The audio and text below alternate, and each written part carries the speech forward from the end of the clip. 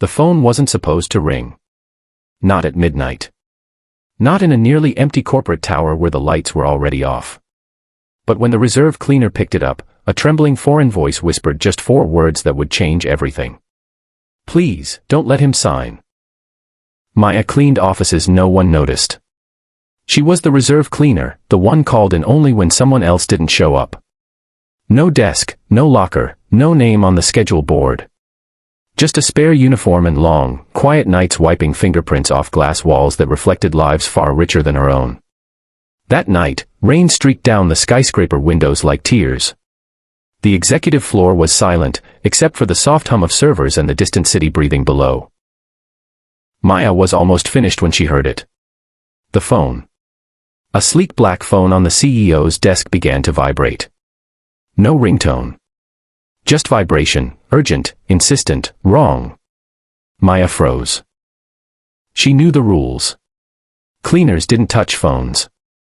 Cleaners didn't answer calls. Cleaners stayed invisible. But the screen lit up with a country code she didn't recognize. The call kept coming. Again. And again. Something in her chest tightened. She answered. "Hello," she said softly. There was a sharp inhale on the other end, then rushed words in broken English. "Thank God. I need Mr. Hale. This is important. Very important." Maya swallowed. "I'm sorry, he's not here." A pause. Then panic. "He will sign tomorrow morning," the man said. "If he signs, I lose everything." "So will he. You must warn him." Maya's heart pounded. "Who are you?" "My name doesn't matter. I am his biggest client. And I am being trapped." The line crackled.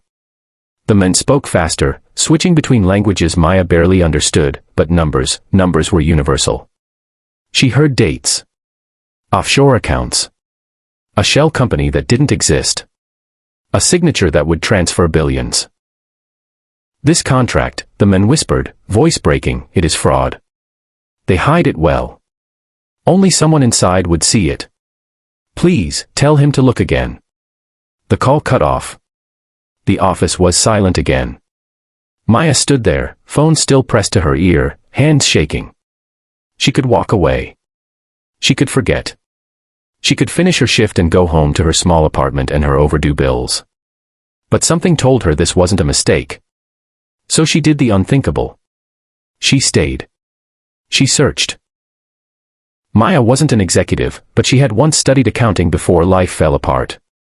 As she cleaned, she opened files left on desks, scanned spreadsheets glowing on idle screens. And slowly, a pattern emerged. Numbers that didn't add up. Transactions that looped back into nothing. A missing decimal that meant the difference between profit and collapse. By dawn, Maya knew the truth. The billionaire CEO, Jonathan Hale, was about to sign away his company's future. And she was the only one who knew. Jonathan Hale had built empires before breakfast. Billionaire. Visionary. Untouchable. He barely noticed the cleaning staff as he walked toward his office, until a quiet voice stopped him. "Sir, please don't sign that contract." He turned slowly. A cleaner stood in his way. Small. Nervous. Holding a folder that didn't belong to her. Security shifted. Assistant stared. Jonathan frowned. "Who are you?" "My name is Maya," she said, voice trembling but steady. "I answered a call last night." "From your client." That got his attention. "He said the deal is a trap," she continued. "I checked the files. There's a hidden transfer loop through a shell company. It drains the investment the moment you sign." Jonathan laughed once, sharp, dismissive. "You're a cleaner."